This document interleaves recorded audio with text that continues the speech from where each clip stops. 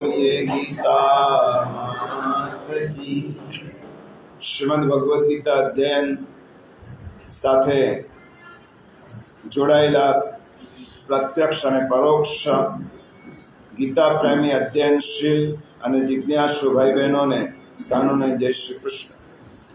આપના હૃદયમાં બિરાજમાન પરમ કૃપાળુ પરમાત્માને વંદન કરી આપણે ગીતા ગાયક પ્રભુ શ્રી કૃષ્ણ અને ગીતા માતાના ચરણોમાં કોટી કોટી વંદન કરી આજના અધ્યયનનો પ્રારંભ કરીએ.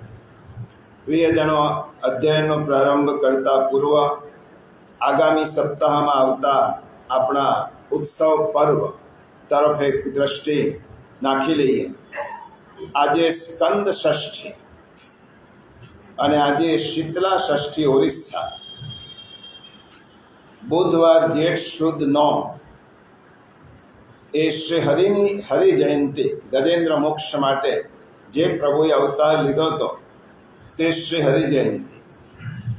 ગુરુવારે જેઠ શુદ્ધ દશમ ગંગા દશહરા સમાપ્તિ અને યમુના ઉત્સવ નાવનો મનોરથ. શુક્રવારે પંચાંગમાં 11 છે, પરંતુ આપણે 11 કરવાની છે શનિવારે જેઠ શુદ્ધ 11 એ શનિવારે કરવાની છે. પ્રિયજનો, આપણે શ્રીમદ ભગવદ્ ગીતા અધ્યાય 9 ના ખૂબ મહત્વના 18મા શ્લોકનું અધ્યયન કરી રહ્યા છીએ. 9મો અધ્યાય આમ પણ ભક્તિયોગનું હૃદય છે અને 18મો શ્લોક ભગવાને પોતાની ભૂમિકાઓ સ્પષ્ટ કરી છે. ગઈ વખતે આપણે જોયું હતું કે 9મા અધ્યાયમાં ભૂમિકા દર્શન છે, 10મા અધ્યાયમાં વિભૂતિ દર્શન છે, 12મા અધ્યાયમાં ગુણોનું દર્શન છે. આપણે પહેલાં પારાયણ કરી લઈએ 18મો શ્લોક 9મા અધ્યાયનો અને પછી આગળનું અધ્યયન કરીએ.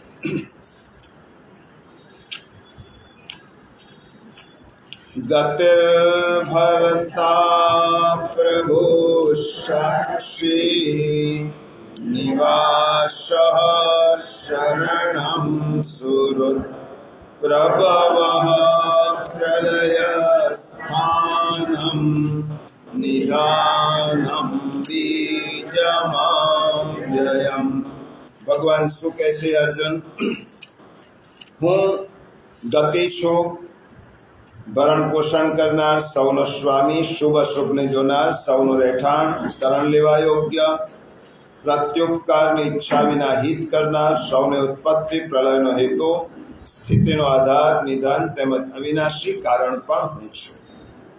ગયા રવિવારે આ ભગવાનની પહેલી ભૂમિકા ગતિનો આપણે વિચાર કર્યો.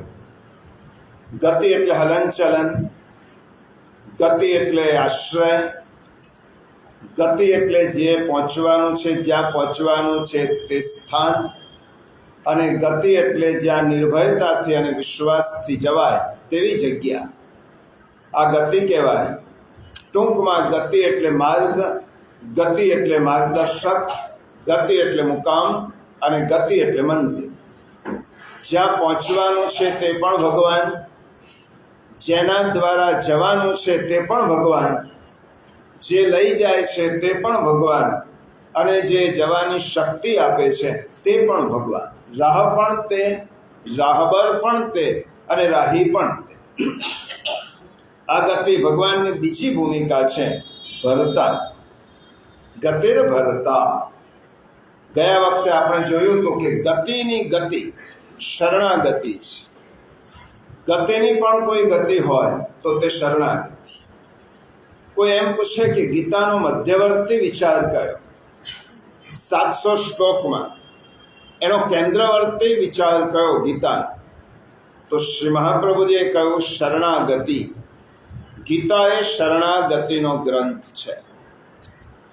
ગીતાના 18 અધ્યાયમાં જો કોઈ મધ્યવર્તી વિચાર હોય તો શરણાગતિ.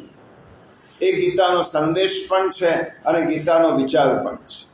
જેમ ભાગવતજી માટે એમ કહેવાય કે જેના પ્રારંભે ગાયત્રી, ભાગવતના છેલ્લે ગાયત્રી અને વચમાં ધર્મનો વિસ્તાર હોય, અને જ્યાં વૃત્રાસુર ચતુશ્લોકી યુક્ત જે ગ્રંથ છે તેને ભાગવત કહેવાય. તો ભાગવતનો મધ્યવર્તી વિચાર કયો? સત્યમ પહેલો જ આવે છે, સત્યમ પરમ ધીમહિ. કોઈ એમ પૂછે કે 18,000 શ્લોક ભાગવતના છે, પરંતુ એક જ શબ્દમાં કહો કે ભાગવતનો કયો સિદ્ધાંત છે, તો સત્યમ આ ભાગવતનો સિદ્ધાંત. એવી રીતે શ્રીમદ ભગવદ્ ગીતાનો સિદ્ધાંત શરણાગતિ. ગીતાનો મહત્વનો અને મધ્યવર્તી વિચાર છે. હવે વેદવ્યાસજીની એડિટિંગની કુશળતા છે. આપ સૌને ખબર છે કે આ તો સંવાદ છે. ગીતા તો યુદ્ધના મેદાનમાં અર્જુન અને શ્રી કૃષ્ણ ભગવાન વચ્ચેનો, બંને વચ્ચેનો એક ડાયલોગ છે. હવે ડાયલોગમાં કંઈ એવું ના હોય કે પહેલા આ શ્લોક, પછી આ બીજો શ્લોક, આ ત્રીજો શ્લોક. વેદવ્યાસજીએ શ્રીમદ ભગવદ્ ગીતાનું વિષય પ્રમાણે એડિટિંગ કર્યું, એનું સંપાદન કર્યું. એટલા માટે વેદવ્યાસજી સંપાદક છે. સંવાદમાં કોઈ નિશ્ચિત વિચાર ના હોય. આમ કે પેલો પ્રશ્ન પૂછે અર્જુન ભગવાન કે, પણ આખો તેને વિષયબદ્ધ રીતે જો કોઈએ ગોઠવ્યો હોય તો વેદવ્યાસ. શ્રીમદ ભાગવતમાં પણ અને ગીતામાં. હવે જુઓ, શરણાગતિ સિદ્ધાંતને વેદવ્યાસજીએ પહેલા પણ લીધો, શરૂઆત, વચ્ચે પણ મૂક્યો અને છેલ્લે પણ. એટલા માટે મહાપ્રભુજી કહે છે શરણાગતિનો ગ્રંથ છે ગીતા. જો ગીતાના આદિમાં શરણાગતિ છે. બીજો અધ્યાય 7મો શ્લોક, પાન નંબર 41. કારણ કે પહેલો અધ્યાય તો અર્જુન જ બોલે છે, બીજા અધ્યાયથી ભગવાન શરૂઆત કરે છે 11મા શ્લોકથી. પણ પહેલી શરણાગતિ અર્જુને સ્વીકારી છે. 7મો શ્લોક, બીજો અધ્યાય. કાર્પણ્ય દોષોપહત સ્વભાવ વૃક્ષામિ ત્વં ધર્મ સમૂઢચેતઃ યશ્રેયસ્યાન્નિશ્ચિतं બ્રૂહિ તન્મે શિષ્યસ્તેહં સાધિમાં ત્વાં. આથી કાયરતા રૂપી દોષને લીધે જેનો સ્વભાવ નાશ પામ્યો છે એવો તથા ધર્મની બાબતમાં મોહિત ચિત્ત થયેલો હું આપને પૂછું છું કે જે નિશ્ચિત રૂપે કલ્યાણકારી સાધન હોય તે મને કહો, કેમ કે હું આપનો શિષ્ય છું. માટે આપને શરણે આવેલા મને ઉપદેશ આપો. પહેલો શરણાગતિ. પછી બીજું જુઓ, આપણે જે શીખીએ છીએ ગતિર્ભરતા પ્રભુ સાક્ષી, એમાં શરણાગતિ છે. અને છેલ્લે 18મા અધ્યાયનો 66મો શ્લોક. 18મો અધ્યાય 66મો શ્લોક. પહેલા 62 અને પછી 66. પાન નંબર 280 અને 82. જો પાન નંબર 280, પહેલા 62મો શ્લોક. આ ભગવાનનો છેલ્લો ઉપદેશ છે. તમેવ શરણં ગચ્છ સર્વભાવેન ભારત તત્પ્રસાદાત પરાં શાંતિં સ્થાનમ પ્રાપ્સ્યસિ શાશ્વતમ. હે ભારત, એટલે અર્જુન, તું સર્વ રીતે પરમેશ્વરના જ શરણે જા. એ પરમાત્માની કૃપાથી જ તું પરમ શાંતિ અને શાશ્વત પરમધામને પામીશ. અને પછી શ્લોક છે 66મો, ગીતાનો બહુ પ્રસિદ્ધ શ્લોક. શ્રી મહાપ્રભુજી આના ઉપર ખૂબ સુંદર વિવરણ કર્યું છે. સર્વધર્માન પરિત્યજ્ય શરણં વ્રજ અહં ત્વા સર્વ પાપેભ્યો મોક્ષયિષ્યામિ મા શુચ. સગળાય ધર્મોને એટલે કે સગળા કર્તવ્ય કર્મોને મારામાં ત્યજીને તું કેવળ એકમાત્ર મુજ સર્વશક્તિમાન સર્વાધાર પરમેશ્વરના જ શરણે આવી જા. હું તને બધાએ પાપોમાંથી મુક્ત કરીશ, તો શોક ન કર. એટલે ભગવાન ગીતામાં જો આદ્યમાં શરણાગતિ, મધ્યમાં શરણાગતિ અને અંતિમ શરણાગતિ. એટલે કોઈ એમ પૂછે કે ગીતાનો મધ્યવર્તી વિચાર કયો, તો શરણાગતિ. ગીતા એ શરણાગતિનો ગ્રંથ છે. હવે શરણાગતિ કરવી હોય, શરણાગતિની સાર્થકતા કરવી હોય તો ગતિ એ જ શરણાગતિ છે. જે ભગવાન કહે છે ગતિ એ જ ગતિની ગતિ, જ્ઞાનેશ્વર મહારાજે કહ્યું ગત્યામ ગતિ શરણાગતિ. ગતિની પણ કોઈ ગતિ હોય તો તે શરણાગતિ છે. જે ગતિ ભગવાનને પ્રાપ્ત કરાવે એ શરણાગતિ. જે ગતિ ભગવાનથી વિમુખ કરાવે તે વૃથાગતિ. આ ત્રણેય શબ્દો આપણા પુષ્ટિમાર્ગમાં, ગીતાજીમાં અને ભાગવતમાં છે. જે ભગવદ વિરોધી વાર્તામાં રુચિ કરાવે તેનું નામ દુર્ગતિ. ગતિના 4 શબ્દ છે: શરણાગતિ, પછી વૃથાગતિ, દુર્ગતિ અને અવગતિ. હવે ગતિને શરણાગતિ શેનાથી બનાવવાની? તો ભક્તિથી, સત્સંગથી. ભગવાને ગતિ બધાને આપી છે, પરંતુ એ ગતિને શરણાગતિ બનાવવી હોય તો ભક્તિનો આધાર અને સત્સંગ કરવો પડે. ગતિ વૃથાગતિ ક્યારે થાય? જ્યારે ભોગમાં જ રમમાણ રહીએ ત્યારે વૃથાગતિ થાય. મહાપ્રભુજીએ સંદેશ આપ્યો છે કે 3 વસ્તુ માણસે સુખી થવા માટે છોડી દેવી જોઈએ: વૃથા ગતિ, વૃથા લાભ અને વૃથા સ્મૃતિ. નકામી વસ્તુનું સ્મરણ છોડી દો, નકામું બોલવાનું છોડી દો, અને જ્યાં નથી જવાનું ત્યાં જવાનું છોડી દો. આ સુખી થવાના 3 રસ્તા: વૃથા ગતિ, વૃથા લાભ અને વૃથા સ્મૃતિ. તો વૃથા ગતિ કોણે કહેવાય? જે ભોગમાં જ રમમાણ, જે ભોગ તરફ લઈ જાય અને ભોગમાં જ રચ્યો પચ્યો રાખે એને વૃથા ગતિ કહેવાય. અને દુર્ગતિ કોને કહેવાય? દુસ્સંગ. દુસ્સંગ દ્વારા દુર્ગતિ થાય અને દુર્વાસના દ્વારા ગતિ એ અવગતિ થાય. એટલા માટે સત્સંગનું અને ખૂબ મહત્વ છે, કારણ કે આપણને તે શરણાગતિએ પહોંચવાનું, જ્યાં પહોંચવાનું છે ત્યાં જ પહોંચીએ એનું નામ શરણાગતિ. જ્યાં પહોંચવાનું છે ત્યાં ન પહોંચીએ એનું નામ વૃથાગતિ. અને જ્યાં પહોંચવાનું નથી ત્યાં પહોંચી જઈએ એનું નામ દુર્ગતિ. આ 3 શબ્દો બહુ મહત્વના છે અને ગીતામાં ભગવાને ગતિની વાત કરી છે. હવે ગતિને શરણાગતિ બનાવવી હોય તો ભગવાન શું કહે છે? ભરતા, હું તારો સ્વામી છું, હું ભરણ પોષણ કરનાર છું, તારો નાથ છું, તારો પતિ છું. ગતિ શરણાગતિ કોનામાં કરીશું? તો ભગવાને કહ્યું મારામાં, કારણ કે હું ભરતા છું. શરણાગતિ બીજા કોઈનામાં કરવાની ન હોય. વ્યક્તિની શરણાગતિ ન હોય, ઈશ્વરની શરણાગતિ હોય. કોઈ પણ સ્થૂળ વ્યક્તિના ચરણમાં જઈએ શરણાગતિ ના કહેવાય. ભગવાનના ચરણોમાં જઈએ એને શરણાગતિ કહેવાય, કારણ કે જે તારવા માટે સમર્થ છે. ગઈ વખતે આપણે જોયું પંચશ્લોકીમાં શ્રી મહાપ્રભુજી ષડવિધા શરણાગતિ કહે છે. એ વિષય તો જો કે હવે આવશે, પરંતુ તેમાં એક વાત કહી છે: ભર્તૃત્વે વર્ણમ. તમે શરણાગતિ ક્યારે કરી શકશો?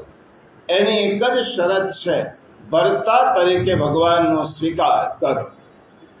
ભગવાનનો ભરતા તરીકે, સ્વામી તરીકે, પતિ તરીકે ભગવાનનો સ્વીકાર કરો, તો તમે શરણમાં જઈ શકશો. પહેલાં તો ધ્યેય નક્કી તો કરવું પડે, મારે કોની શરણમાં જવું છે? તો ભગવાન કહે છે ભરતા, હું જ ભરતા છું, હું જ સ્વામી છું. હવે ભગવાન જ્યારે આપણને કહે છે કે હું ભરતા છું, ત્યારે ભગવાન આપણને શું કહેવા માંગે છે તે સમજી લઈએ. ભરતા ભૂમિકા ભગવાનની આ બીજી ભૂમિકા છે. હું ભરતા છું, ગતિ છું, પણ તારી ગતિ શરણાગતિ કરવી હોય તો મારામાં કરવી પડશે, કારણ કે હું ભરતા છું. ભરતાનો એક અર્થ થયો ભરણ પોષણ કરનાર. આ ભરતાનો સર્વ સામાન્ય તમે શબ્દકોશમાં જોશો, ડિક્શનરીમાં જોશો તો આ સામાન્ય અર્થો છે. ભરતા ભરણ પોષણ કરનાર. ભગવાને એક જ શબ્દમાં આપણા અહંકારના ચોરે ચોરા કરી નાખ્યા. ભગવાને શું કહ્યું? તું ગમે તેટલું કર, પણ તારું ભરણ પોષણ કરનાર તો હું જ છું. તો ગમે તેટલું કર, તારું ભરણ પોષણ કરનાર હું છું. એક પરિવાર હોય, પરિવારનો વડો માનતો હોય કે આ 5-6 જીવોની જવાબદારી મારા માથે છે. હું ન હોઉં તો આ જીવો ભૂખે મરી જાય, મારા પરિવારજનો. મારા લીધે આ પરિવારજનો ટકેલા છે. ત્યારે ભગવાને કહ્યું, આ તારો ભ્રમ છે, કારણ કે બધાનો ભરતા તો હું છું. તો માત્ર નિમિત્ત છે. તારો ભરતા આ જીવનો ભ્રમ છે. હું બીજાનું પૂરું કરું છું, હું બીજાને ખવડાવું છું, મારા લીધે બીજાને પોષણ મળે છે. આ જીવનો ભ્રમ છે. અને ગીતાનો એક જ વાક્ય, એક જ શબ્દ આપણો ભ્રમ તોડી નાખે છે. હું ભરતા શેનો? ભરતા તો ભગવાન છે. હું જ બધાને સાચવો છું અને હું જ સંભાળું છું. એમ કહેવાય છે ને કે એકવાર બાદશાહની પાસે એક ફકીર ભિક્ષા માંગવા માટે, જ્યારે ફકીર ભિક્ષા માંગવા માટે જતો હતો, બાદશાહ નમાજ અદા કરતો હતો, નમાજ પડતો હતો, બંદગી કરતો હતો. એના એક માણસે કહ્યું કે હમણાં બાદશાહ બંદગી કરે છે, તમે થોડી વાર ઊભા રહો. અને બંદગી પૂરી થઈ એટલે બાદશાહે ફકીરને બોલાવ્યો. બોલ, શું કામ હતું?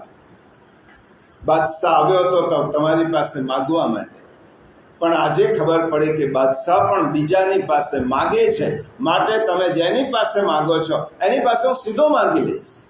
મારે તમને માધ્યમ શા માટે બનાવવા છો? જો બાદશાહ પણ બીજાની પાસે યાચક બનતો હોય તો તમારો જે બાદશાહ છે એની પાસે હું માગીશ. એટલા માટે ભગવાન જ જીવોનું ભરણ પોષણ કરે છે. આ શ્રદ્ધા નથી, આ વાસ્તવિકતા છે. જીવોનું ભરણ પોષણ પ્રભુ જ કરે છે. શિવાજીના જીવનનો એક અતિ પ્રચલિત પ્રસંગ. શિવાજી કિલ્લો બંધાવતા હતા અને કિલ્લો બંધાવતા હજારો ખેડૂતો, મજૂરો એમાં કામ કરે, કારીગરો, મજૂરો. શિવાજી એકવાર કિલ્લા માટે મુલાકાતે આવ્યા અને જોયું એટલે શિવાજીને સૂક્ષ્મ અહંકાર આવ્યો કે હજારો મજૂરો, હજારો લેબર્સ અને આટલા બધા કારીગરો હું આ કિલ્લો બંધાવું છું અને કામ કરે છે, આ બધાને રોજી રોટી હું આપું છું. જો હું ના હોઉં તો આ બધાને ખાવાનું કોણ આપે? ભૂખે મરી જાય. અને એટલી જ વારમાં શિવાજીના ગુરુ સમર્થ રામદાસ આવ્યા. રામદાસ શિવાજીની પાસે આવ્યા. ગુરુ તેને કહેવાય કે જે આપણા અંદરથી ઓળખે આપણને, એને ગુરુ કહેવાય. બહારથી દુનિયા ઓળખે, પણ આપણે કેવા છે આપણા અંદરની જેને પહેચાન છે એનું નામ ગુરુ. ગુરુ સમજી ગયા કે મારા શિષ્ય શિવાને સૂક્ષ્મ અહંકાર આપે છે. હું ન હોઉં તો આ બધા જ આટલા હજારો માણસોને રોજીરોટી કોણ આપે? અને શિવાજીને સમર્થ કહ્યું, તારા એક ખેડૂત મજૂરને બોલાવો. કેમ? આ એક પથ્થર ખોદવાનો છે અંદરથી અને તોડવાનો. પથ્થર ખોદવાનો છે અંદરથી. બોલાવ્યો. જેવો પથ્થર અંદરથી ખોદ્યો કે દેડકી નીકળી અને પાણીનો ફુવારો. સમર્થે પૂછ્યું, શિવાજી તને ધન્ય છે, આ દેડકીને પણ અન્ન અને પાણી તું આપતો હતો. શિવાજી ઘડીભર ચોંકી ગયા. મારા ગુરુને ખબર પડી કે મારામાં સૂક્ષ્મ અહંકાર આવ્યો છે. ગુરુદેવ ક્ષમા કરજો, મને એમ હતું કે આટલા બધા લોકોને હું રોજી રોટી આપું છું, હું પોષણ કરું છું. આ દેડકીને જે અન્ન અને પાણી આપતો હતો એ જ પ્રભુ બધાનું ભરણ પોષણ કરે છે, હું નથી કરતો. અહંકાર ઓગળી ગયો. ભરતાનો એક અર્થ તમે સમજો ગીતાનો, તમારો અહંકાર બધો જ ઓગળી જાય. હું જ બીજાના આધારે છું તો હું બીજાને શું આધાર આપવાનો? બીજા જ ભગવાન જ જ્યારે મારું ભરણ પોષણ કરતા હોય તો હું બીજાનું ભરણ પોષણ શું કરી શકવાનું હતું? માટે પહેલો અર્થ આ થયો. ભરતાનો બીજો અર્થ થાય પતિ. જો સંસ્કૃતમાં પતિને ભરતા કહેવાય. કાન, સ્વામી. ભગવાન કહે છે હું ભરતા છું એટલે હું તારો પતિ છું, હું તારો સ્વામી છું, હું તારો કાંત છું. અને ગોપિકાઓએ ભગવાનની ભક્તિ ભરતા તરીકે કરી હતી. ભાગવતમાં ઉલ્લેખ આવે છે કે ગોપિકાઓએ ભગવાનને કઈ દ્રષ્ટિએ ભગવાનની ભક્તિ કરી હતી? એ પ્રભુને પોતાના સ્વામી ગણતા, અમારા પતિ છે. અને ભાગવતમાં રાસ પંચાધ્યાય અંતર્ગત એક સુંદર પ્રકરણ આવે છે, એનું નામ પુષ્ટિ પ્રણય ગીત છે. ભાગવતનો વિષય છે, સંદર્ભ માટે હું સમજાવું છું. પુષ્ટિ પ્રણય ગીત. પુષ્ટિ પ્રણય ગીત ક્યારે રચાયું છે કે ભગવાન જ્યારે યમુના કિનારે આવે છે અને ગોપીઓએ ને બોલાવવા માટે મધુરો વેણુનાદ કરે છે. એ વેણુનાદ સાંભળી અને હજારો વર્ષથી ભગવાનની બોલાવવાની પ્રતીક્ષા કરતી ગોપિકાઓ મધ્યરાત્રિએ યમુનાના કિનારે પહોંચે છે. કોઈને બોલાવવા નથી રહેતી, એ જ ગોપી એકલી દોડતી દોડતી ભગવાનને યમુનાના કિનારે પહોંચે છે. આવા ગોપિકાઓનું વૃંદ ત્યાં. એટલે ભગવાન તો પહેલા સ્વાભાવિક કૃષ્ણને કોણ ઓળખી શકે? પહેલા તો એમ કહે છે કે સ્વાગતમ વો મહાભાગા, તમે આવ્યા છો, બહુ સારું, તમારું સ્વાગત કરું છું.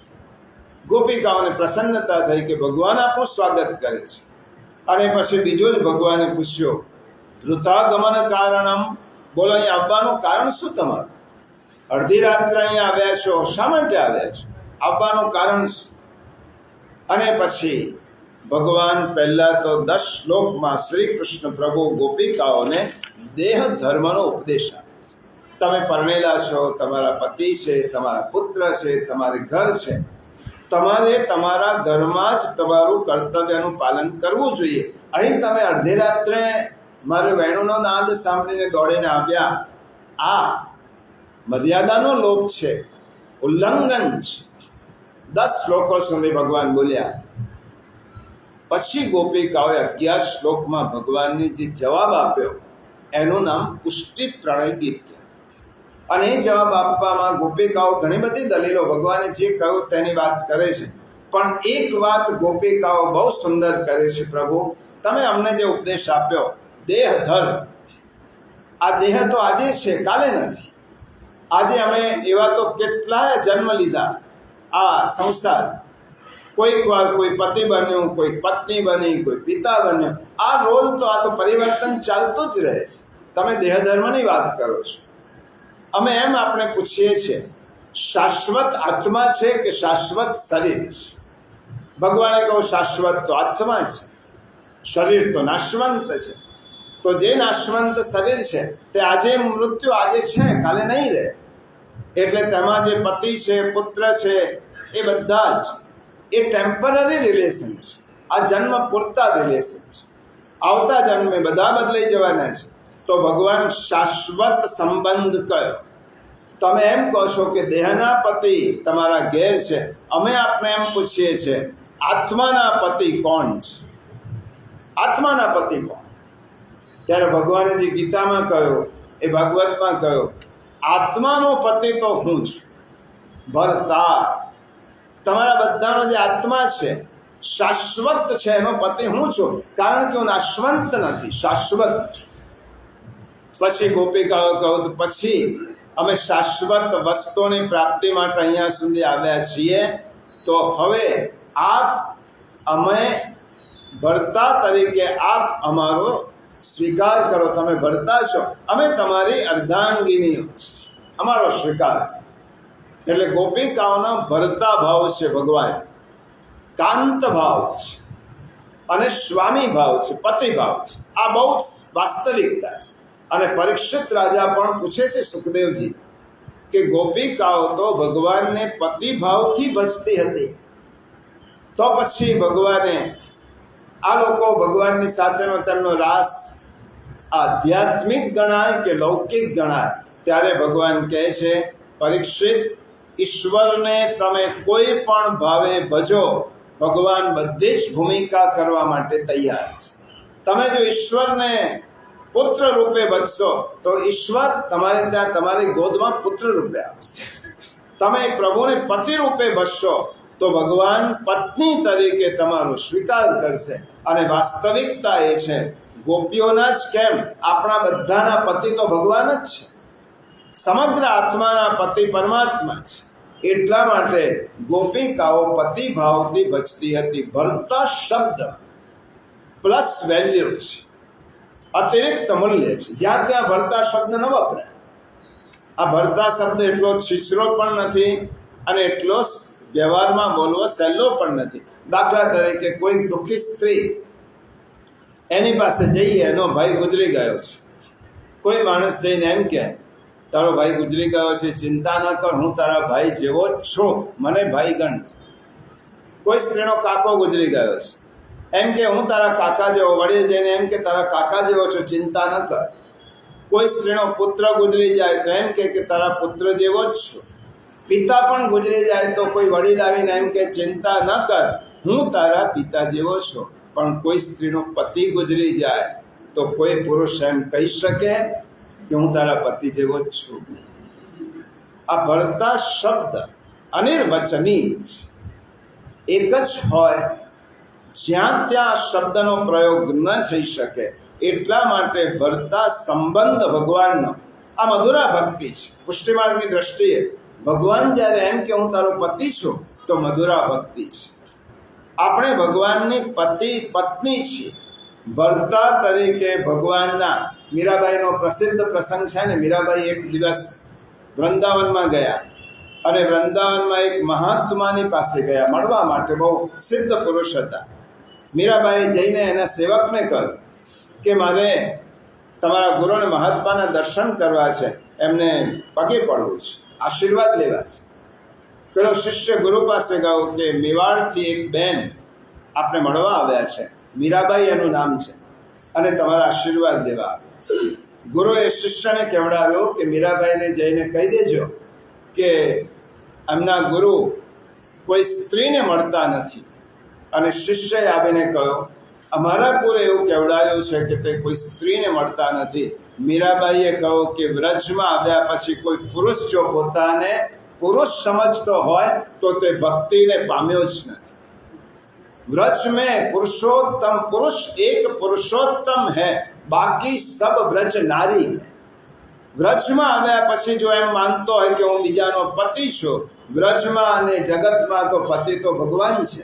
મીરાબાઈએ કહ્યું કે તો હવે મારે એમને મળવું પણ નથી, કારણ કે મને તેમ લાગતું હતું કે વ્રજમાં તો બધા સ્ત્રી ભાવથી જ, માધુર્ય ભાવથી જ ભગવાનને પૂજે છે.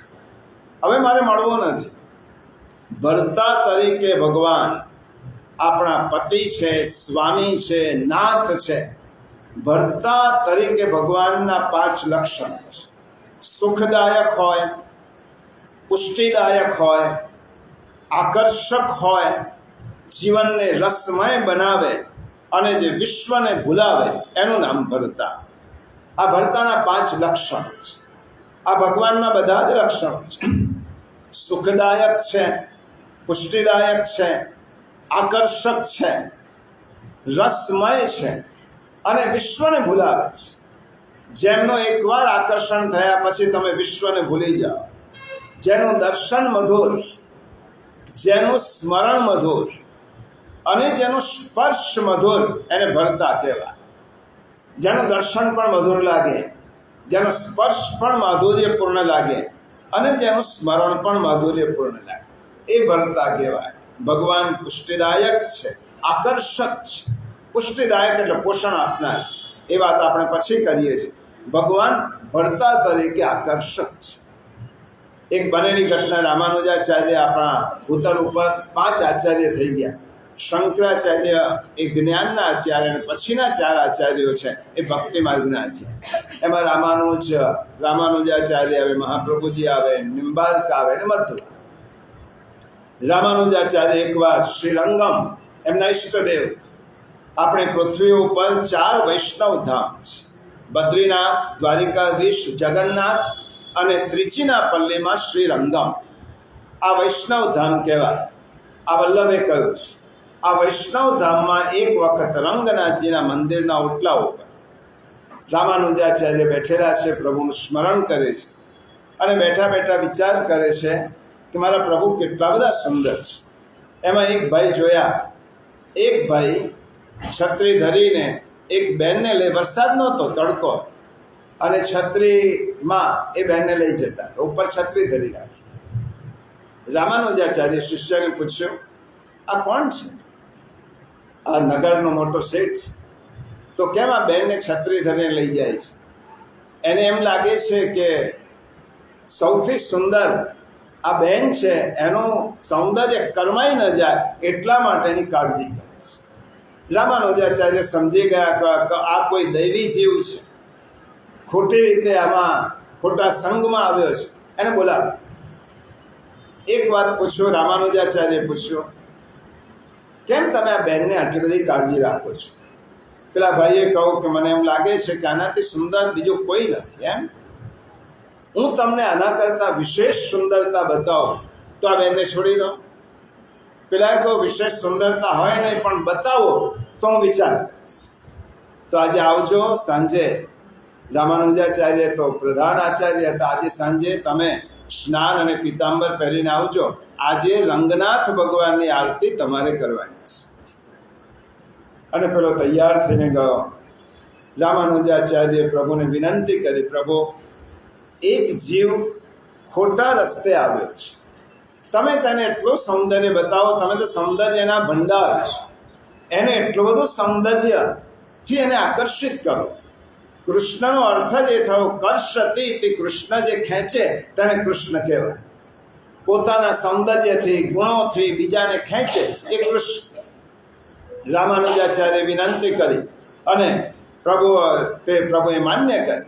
પેલા ભાઈ આરતી ઉતારે છે. આરતી ઉતારતા ઉતારતા એને એટલું દ્રશ્ય એટલું જોયો, આટલું બધું સૌંદર્ય દુનિયામાં ક્યારે મેં કલ્પના કરી નથી. એ સૌંદર્ય આજે હું પ્રભુમાં જોઉં છું.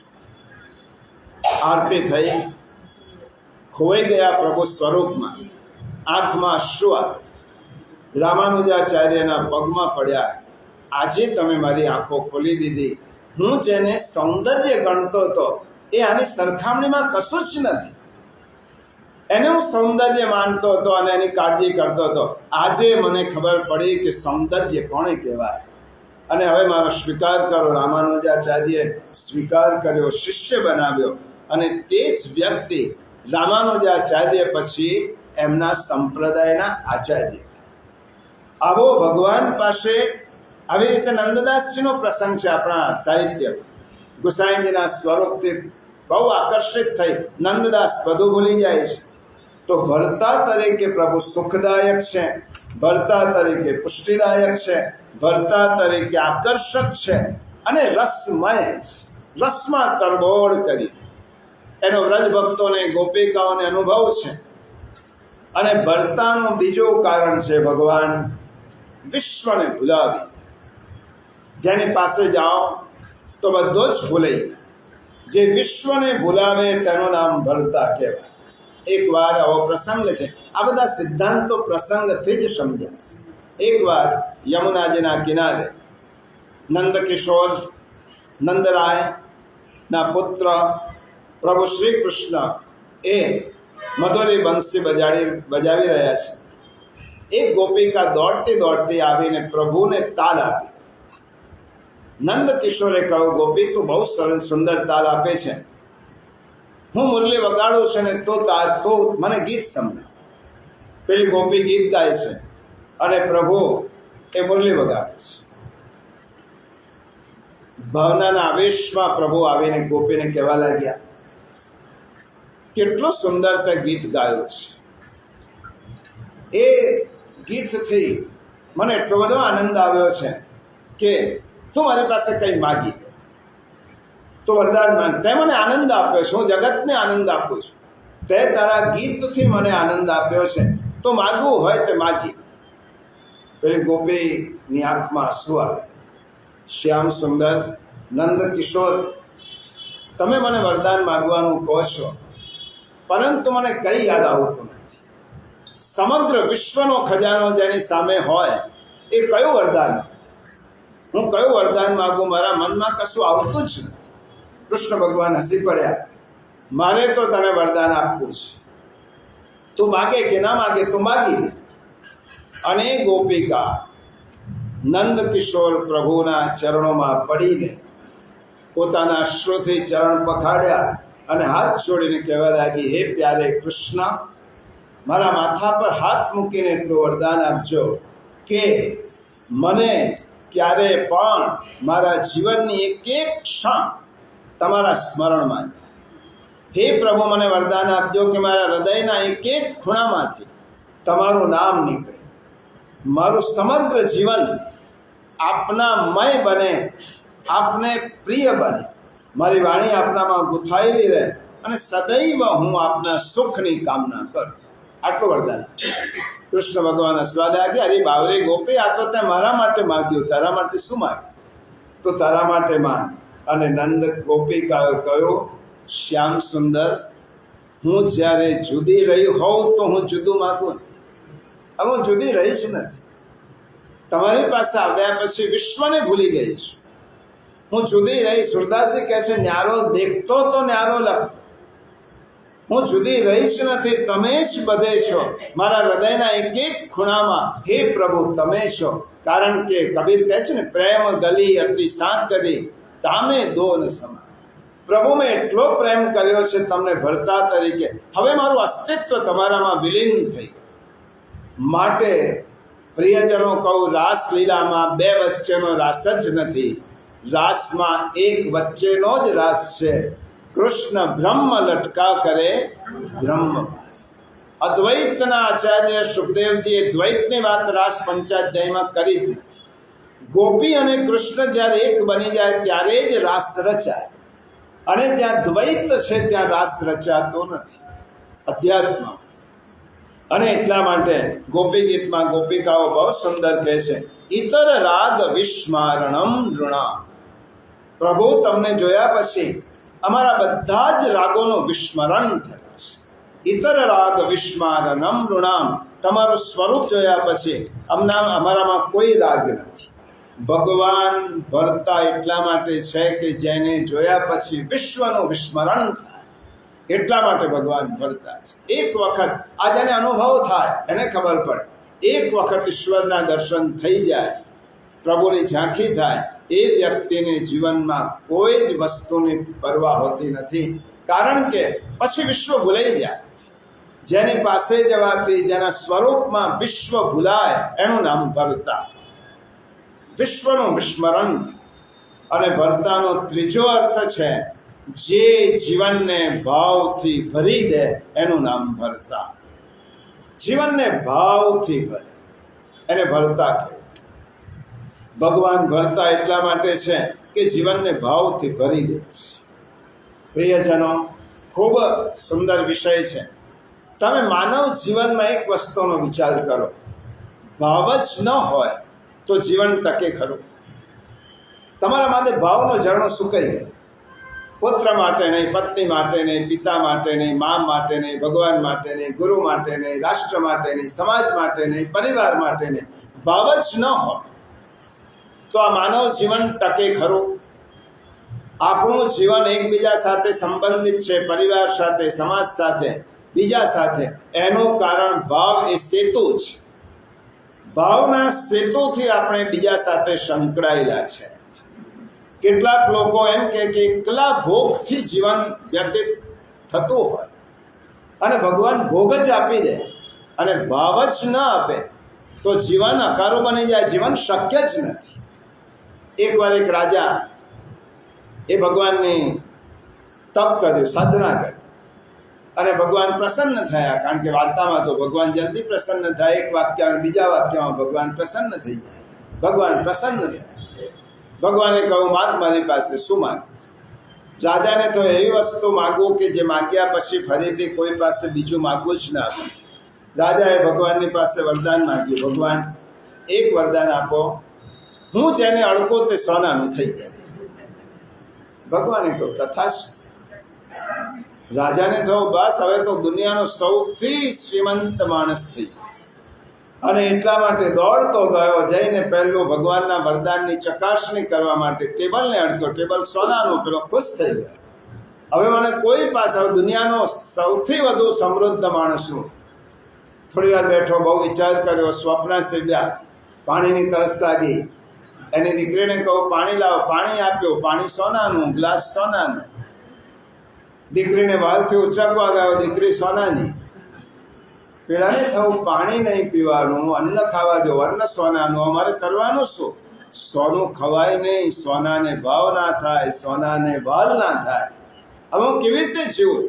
જીવન અકારું થાય કે ભગવાનની પાસે પહોંચ્યો. ભગવાન પેલું વરદાન પાછું. મારે 100નું અડકો તેનું 100નું ના થવું જોઈએ. તો 1/4 ભાગ આપણા જીવનનો ભોગ છે અને 3/4 ભાગ એ ભાવ છે. ભાવ વગર માનવ જીવન શક્ય જ નથી. તમે 100નું ભોગથી જીવાય નહીં. તમારી પાસે સમૃદ્ધિ હોય પણ તમે કોઈને વહાલ કરી શકો, ભાવ આપી શકો, પ્રેમ આપી શકો, એવું તમારામાં ઝરણું જ ના વહેતું હોય, પાત્ર જ ના હોય, તો તમે જીવી કેવી રીતે શકશો? દુઃખની વાત એ છે કે આજે અત્યંત ભોગવાદ એટલો બધો પ્રસર્યો છે કે તેની સામે ભાવનું ઝરણું સુકાઈ ગયું છે. અને ભાવ સુકાઈ જશે તો ભગવાન પણ મળવાના નથી, પ્રકૃતિનો આનંદ પણ નહીં મળે, પરિવારનો આનંદ પણ નહીં. એક વખત ભાવનું ઝરણું સુકાઈ ગયું, સર્વત્ર ભાવનું દર્શન થાય છે. તમે જોજો, સર્વત્ર ભાવ. મા બાપ વચ્ચે, ભાઈ ભાઈ વચ્ચે, ભાઈ બહેન વચ્ચે, પતિ પત્ની વચ્ચે અભાવ. માણસ જેટલું ભણતો થયો છે એની સામે આ ભણવા જેટલું જ્ઞાન મળે છે, જ્ઞાનનું પરિણામ છે ભાવ. એ ગીતાના 10મા અધ્યાયમાં ભગવાને કહ્યું છે. પણ અપરિપક્વ જ્ઞાન ભાવને નષ્ટ કરી દે છે. અપરિપક્વ જ્ઞાન એ ભાવને સૂકવી દે છે. અને એ સુકાઈ જાય ત્યારે વર્ષ જેવો અંગ્રેજ કવિ એમ કહે છે, નાનપણમાં હું આકાશમાં જોતો ત્યારે ઇન્દ્રધનુષ જોઈને આનંદથી ઉછાળો, પણ આજે હું મોટો થયો, હવે મને આકાશના ઇન્દ્રધનુષ જોઈને મનમાં કોઈ ભાવ ઉપજતો નથી. નાના હતા ત્યારે આપણે સૂર્યને સૂર્ય દાદા, સૂરજ દાદા એમ કહીને સૂરજને ભાવથી જોતા હતા. આજે સૂર્યને જોઈએ તો અગ્નિનો એક ગોળો લાગે.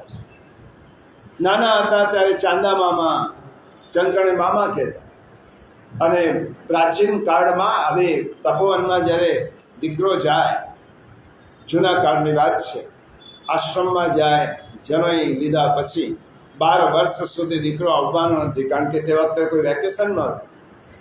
ગણીને આપવાનો છે. પિતા અને મા પોતાના બાળ સોયા એકના એક દીકરાને ગુરુની પાસે મોકલે છે. તપોવન કેટલોય દૂર હોય, મા બાપ જઈ ન શકે, દીકરો આવી ન શકે. એટલા માટે દીકરો માને કે માં, હજી તો 8 વર્ષનું મારું ઉંમર છે, મને તારો યાદ આવશે તો શું કરીશ? માં દીકરાને કહે, દીકરા તને જ્યારે યાદ આવે ને ત્યારે આકાશમાં ચંદ્રોદય થશે, ત્યારે તો તપોવનમાં બેઠો ચંદ્રને જોજે, અને હું મારા ઘરમાં બેઠી ચંદ્રને જોઈશ. ચંદ્રના માધ્યમથી હું તને જોઈશ તો મને જોજે. આજથી ચંદ્ર તારો મામો છે, ચાંદ તારો મામો છે, કારણ કે એના માધ્યમથી આપણે મળીશું. આ ભાવ હતો.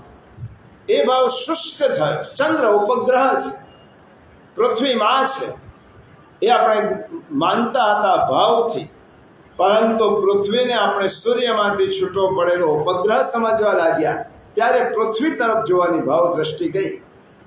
આપણી ભાવ અંદરનું ઝરણું સુકાતું જાય છે. તમે ભાવથી જોશો તો માતા પિતામાં પણ ભગવાન દેખાશે, અને અભાવથી જોશો તો માતા પિતા પણ એક સ્ત્રી પુરુષનું યુગલ દેખાશે. ભાવ જ છે ને, ભાવ સિવાય દુનિયામાં બીજું છે શું? પરિવારમાં ભાવ ગયો, પતિ પત્નીમાં ભાવ ગયો, તો પરિવાર જુઓ ભાવથી. એક નાના મકાનમાં 10 જણ રહેતા, કોઈ અભાવ નહીં, કોઈ અછત નહીં, કોઈ ખોટ નહીં, કોઈ મોંઘવારી નડતી નહોતી. પણ જ્યારે આજે મોટા બંગલામાં જેટલા વ્યક્તિ છે એના કરતાં રૂમો વધારે છે, અને તેવી જગ્યાએ પણ આપણે ભાવ શુષ્ક થયો છે. જોઈ શકતા બધે જ પરિવારમાં એક સંબંધો ભાવ શૂન્ય થયા છે. અને ગીતામાં ભગવાન એક શબ્દ બહુ મહત્વનો કહ્યો છે, તારામાં ભાવનું પોષણ કરનાર હું છું, તો મારી પાસે આવીશ તો પોષણ કરીશ. ગીતા વાંચીને ભગવાન પરિવાર આપણને કહે છે કે દરેક જગ્યાએ ભાવ દ્રષ્ટિ કહેવાય છે.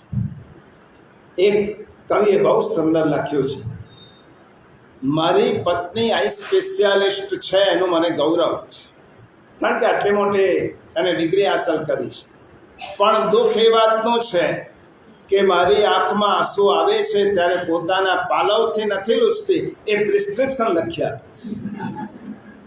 આ સ્પેશિયાલિસ્ટ છે, એનું ગૌરવ છે, પણ મારી આંખમાં આવેલા આંસુને એ આંસુ નથી સમજતી, એની દવા આપે છે અને પ્રિસ્ક્રિપ્શન લખી આપે છે. આ ભાવ ક્યાં ગયો? પિતા પુત્ર પતિ પત્ની.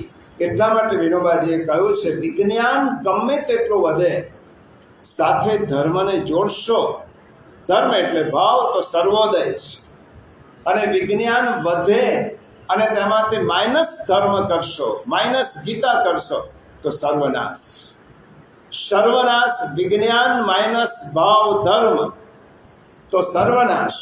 જ્ઞાન આંખ છે, જ્ઞાન એ આંખ છે, વિજ્ઞાન એ પાંખ છે, પણ ધર્મ એ વિવેક છે. આંખ હશે, પાંખ હશે, પણ વિવેક નહીં હોય તો તમે કઈ દિશામાં જાઓ છો શું ખબર પડશે?